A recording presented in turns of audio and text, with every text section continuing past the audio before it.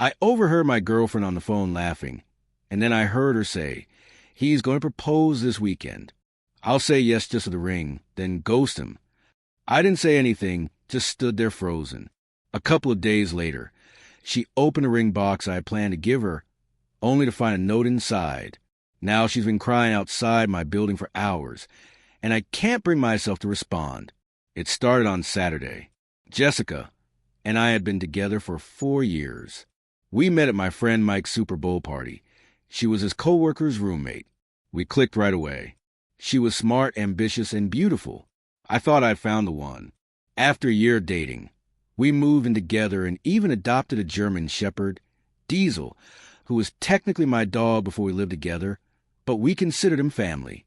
I thought everything was perfect and was preparing to propose. I had bought the ring months ago, a 2.5 carat diamond that cost nearly 3 months' salary.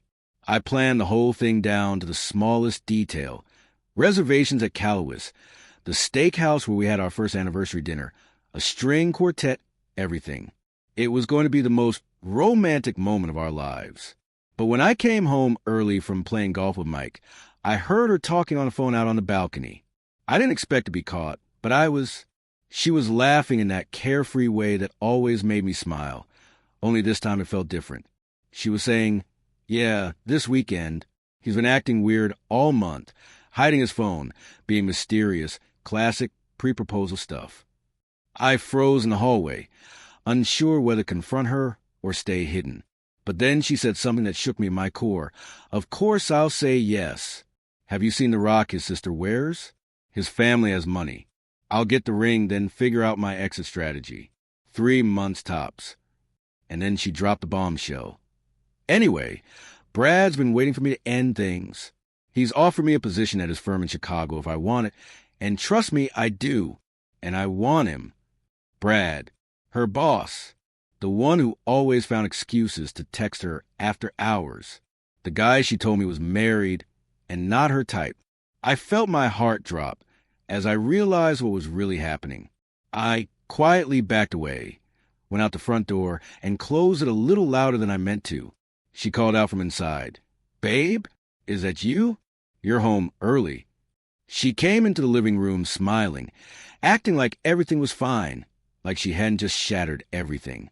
I mumbled something about Mike's back acting up, kissed her cheek, and told her I needed a shower to clear my head. I stood under the water, the sound of it masking my emotions. I wasn't crying. I was too stunned. I was seeing everything clearly for the first time in years. The next day, Sunday, we had brunch with her parents like we always did. I watched her chat with her dad, laughing, talking about wedding venues. They'd been hinting about the proposal for a year now. Jessica played her part perfectly, looking at me like I was the man she loved. Had I misread everything? Had it all been a lie? It didn't even matter anymore.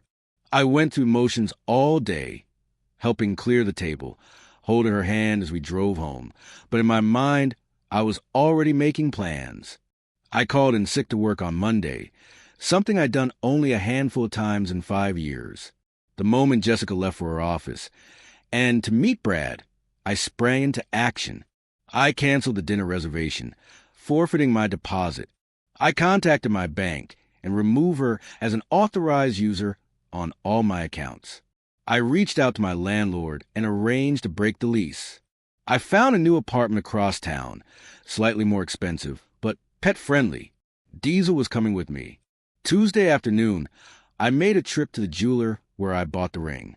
I explained everything, and though they were hesitant, they agreed to help. I exchanged the engagement ring for store credit, keeping the empty box. Inside the box, I placed a note while keeping the ring in a safe place. Everything was set. I'd found an apartment, scheduled movers, arranged for Mike to take Diesel for a week. My life was about to change. That night, I had planned to propose. I cooked her favorite meal, steak with mushroom sauce and roasted potatoes. I set the table with our best plates, lit candles, and opened an expensive bottle of wine. When she walked in, she was surprised. "What's all this?" she asked. I shrugged and said, "Just want to do something special." Throughout dinner, she kept glancing at me, waiting for the ring. When I reached into my pocket, I could see the disappointment in her eyes when it wasn't the ring box. After dessert, I finally did it. I got down on one knee and pulled out the ring box. She looked at me with wide eyes, expecting the proposal she had been anticipating. I asked her to open the box. Her hands trembled as she did, but when she saw the note instead of the ring, her expression went from joy to confusion. The note explained everything. What she had said on the phone, her plans for the future, and my decision to end the relationship. I watched as the realization hit her. I didn't need to say anything more. The damage had already been done. She unfolded the note slowly, her hands trembling but for reasons that had shifted. The words were simple but heavy. I heard your phone call on Saturday. I know about your plan. I know about Brad. Consider this my ghost. Her complexion drained. Mark, I can explain.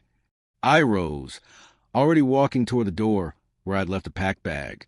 There's nothing to explain, I said, my voice cold.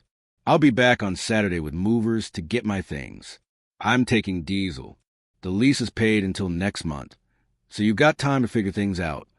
Mark, please, you don't understand. I turned back one last time. I understand perfectly. For what it's worth, I really did love you. Goodbye, Jessica. That was 2 days ago. I've been staying at Mike's, getting to the office early and leaving late to avoid any encounters with her. The only reason I haven't blocked her number yet is so I can document everything if she tries to twist the story. But I haven't responded to a single message. She's called 47 times, left 29 voicemails, and sent over 60 texts. They range from angry outbursts and jokes to desperate pleas saying she'll do anything. Tonight, she somehow found out where I was.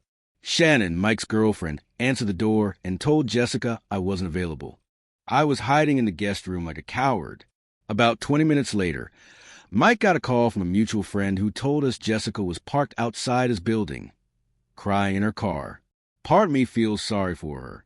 The larger part feels absolutely nothing. The irony isn't lost on me.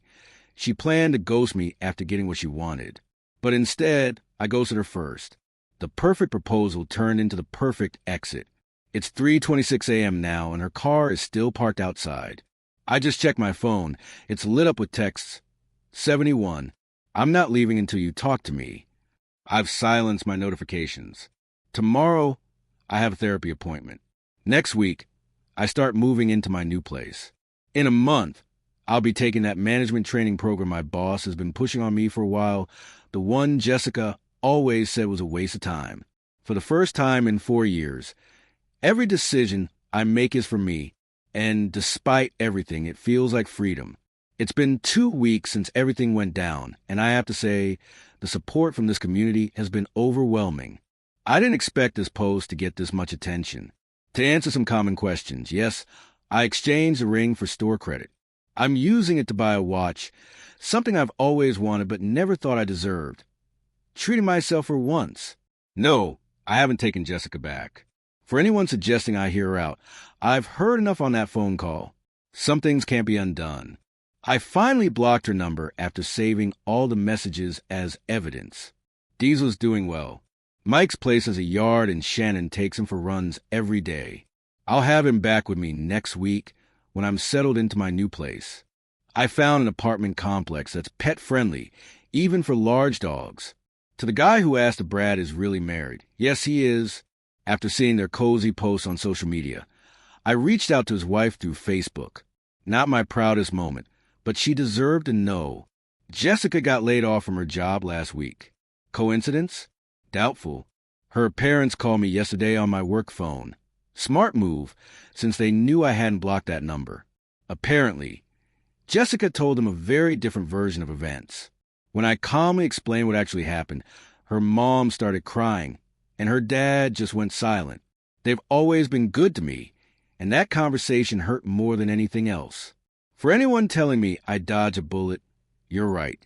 But it still feels like I got hit by shrapnel. I'm taking it one day at a time. Therapy is helping. The management program starts next week. I've reconnected with friends I lost touch with over the years. Someone commented that the best revenge is living well. I'm starting to believe that's true. Thanks again for the support.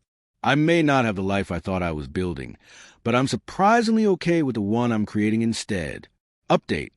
Holy crap, this blew up overnight. Thanks to the gold, kind strangers. To the person who asked if I'd share the security camera footage from the proposal night. No, I didn't record it, and I wouldn't share it even if I had. Some things should stay private, even in the digital age. Edit 2.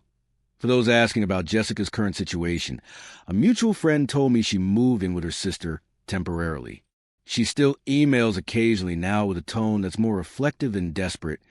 Too little, too late. Final update. It's been a month now. I'm settled in my new place with Diesel. I passed the first phase of the management program with flying colors. I started rock climbing at a local gym, something I've always wanted to try, but Jessica thought was too risky. Risk feels different to me now. Sometimes the safest looking path leads you right off a cliff.